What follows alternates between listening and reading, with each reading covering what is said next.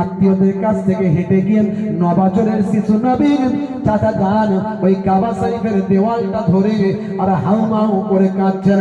চাচা জানের কাছে গিয়ে চাচা জানের কাপড়টা নবী আমার আবার টেনে ধরেছে, মাথাটা নিচু করে। হযরতে আবু তালেব বললেন, বাবা মুহাম্মদ, আবার কি হলো তোমার বলো। আল্লাহর নবী বলেন, চাচা জান, আপনার কষ্ট দেখে আমি এসেছি। আপনি বড় ঘেমে গিয়েছেন, আপনি বড় কষ্ট পাচ্ছেন, একবার মাথাটা নিচু করুন, আমি আপনার চেহারাটা ঘামটা একটু মুছিয়ে দিই।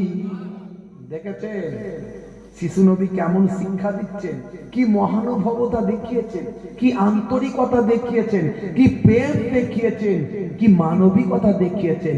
সে মানবিকতা নবী শিশুকালে আমাদের দেখাচ্ছেন, আমরা কিন্তু বড় বয়সেও গ্রহণ করতে পারছি না। আজ থেকে সে মানবিকতা বাড়ান, এর নাম ইসলাম। আমরা মনে করি শুধু নামাজ পড়লেই শেষ, নামাজ তো পড়তেই হবে, তার সঙ্গে এগুলো আপনাকে রাখতে হবে, তবেই সচ্চা মুসলমান হতে পারে। হে তরুণ যুবকেরা, হে আমার বন্ধুরা, হযরতে আবু তালেব বললেন, বাবা মুহাম্মদ, তুমি এখানে থেকো না। ওই সমস্ত মানুষগুলো তারা তো তোমাকে চেনে না, তারা তোমাকে বোঝে না, তারা তোমাকে কটু কথা বলতে পারে। যাও যাও বাবা মুহাম্মদ, ও আমার কলিজার টুকরা শিশু মুহাম্মদ সাল্লাল্লাহু আলাইহি ওয়াসাল্লাম, যাও তুমি আত্মীয়দের কাছে গিয়ে দূরে গিয়ে সেখানে দাঁড়াও। এ তরুণ যুবকেরা, আবার দুপুর গড়িয়ে গেল, আবার সন্ধ্যা হয়ে গেল, আবার রাত্রি হয়ে গেল, সবাই বাড়ি চলে গেল। দিনের পর দিন কেটে যায়, আমার আল্লাহর দরবারে ওই 32 জনের দোয়া কবুল হয় না। আকাশ থেকে এক বিন্দু পানি হয় না।